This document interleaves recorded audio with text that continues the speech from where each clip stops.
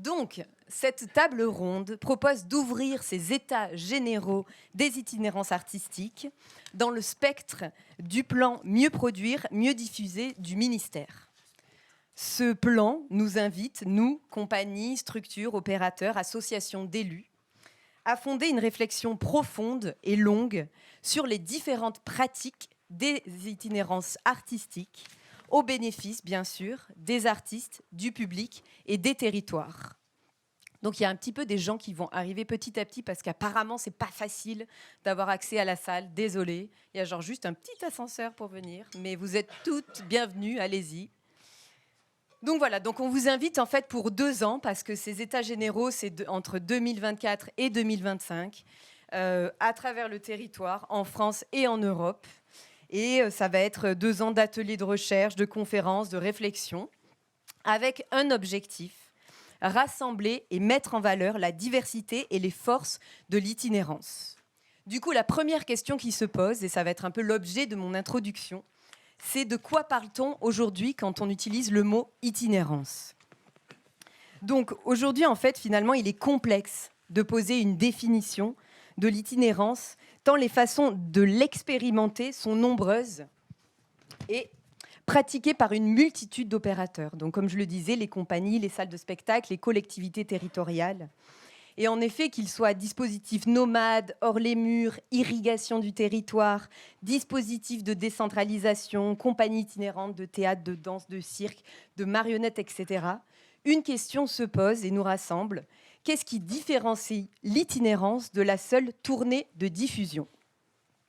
Donc, une chose est sûre, car je pense qu'elle est commune à nous toutes et tous, et c'est peut-être le début d'une définition, c'est que l'itinérance, c'est un spectacle, une proposition qui va vers un public et vers un territoire. Du coup, il y a nécessairement un déplacement de l'espace de diffusion. Cet espace de diffusion qui peut avoir une structure mobile ou non, une structure concrète ou imaginaire. Et avec ce déplacement, il y a aussi un habité. Parce que l'itinérance s'empare des espaces, elle s'installe sur différents territoires. Et on dit souvent que l'artiste itinérant, il s'installe chez vous et il vous invite chez lui.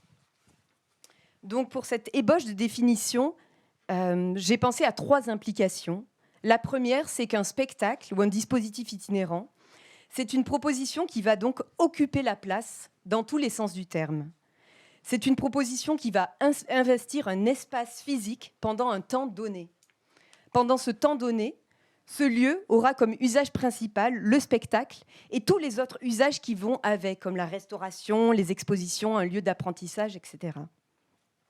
En ce sens, le spectacle itinérant peut, d'une partie, pallier à un déficit d'équipement sur un territoire, et il peut aussi venir questionner l'urbanisme, ses mobilités, ses usages, et également, pourquoi pas, ouvrir des possibles dans des espaces qui semblaient verrouillés.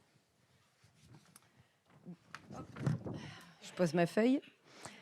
Deuxième implication de cette ébauche de définition, l'itinérance est aussi une proposition visible, annoncée. Et oui, avant que le spectacle à proprement parler ne commence, il y a l'annonce, l'invitation, la convocation du public. Et puis il y a le temps de montage, le temps de transformation du lieu, d'occupation, puis le démontage et le départ.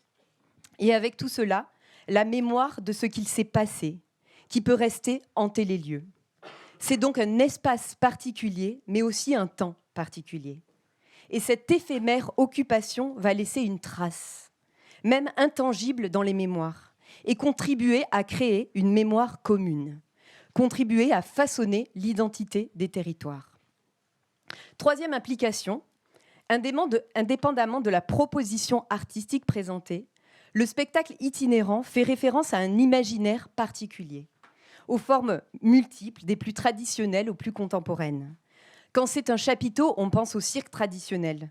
Quand c'est une caravane, une roulotte, une yourte, un bateau, on pense alors aux nomades, aux gens du voyage, aux marins. Des formes contemporaines aussi s'inventent et convoquent de nouveaux imaginaires et mettent en scène des nouveaux récits. Et donc, il y a toujours des esthétiques et donc un imaginaire qui existe en plus de ce qui est porté par la proposition artistique. L'itinérance, ce n'est donc pas juste un contenu artistique. C'est une démarche qui consiste notamment à créer de manière éphémère un lieu dédié au spectacle et à l'accueil des spectatrices au sein d'un espace qui n'était pas forcément fait pour ça. Et quand on porte un projet artistique itinérant, c'est un tout. Alors, on sait que les dispositifs itinérants existent depuis longtemps. Ce n'est pas nouveau. Par contre, ce qui nous intéresse ici, notamment pour cette table ronde, c'est que le contexte est nouveau. Et on parle ici de rétro-innovation. On va réinterroger la force de l'itinérance face à son histoire, ses pratiques, mais aussi face aux défis actuels de notre société. Du coup, vous avez les questions ici. Qu'entendons-nous aujourd'hui par itinérance artistique ? Quelle structure artistique se revendique de l'itinérance ? Quelle place aujourd'hui pour l'itinérance dans nos institutions ? À quel défi contemporain, donc, répond l'itinérance ? Et quelle forme d'itinérance s'invente aujourd'hui et demain ? Donc, ça va être un peu ces questions qui vont guider notre table ronde et les 2 ans de recherche autour de ces états généraux qui s'ouvrent donc aujourd'hui. Donc maintenant, je vais laisser la parole aux intervenants et aux intervenantes. Donc, je ne sais pas si vous le voyez, mais on a un genre de petit sablier ici. Parce qu'en fait, ils sont 5 et ça va passer vite. Et il et elle ont 10 minutes de parole. Donc, en fait, ça va être 2 sabliers rouges par personne.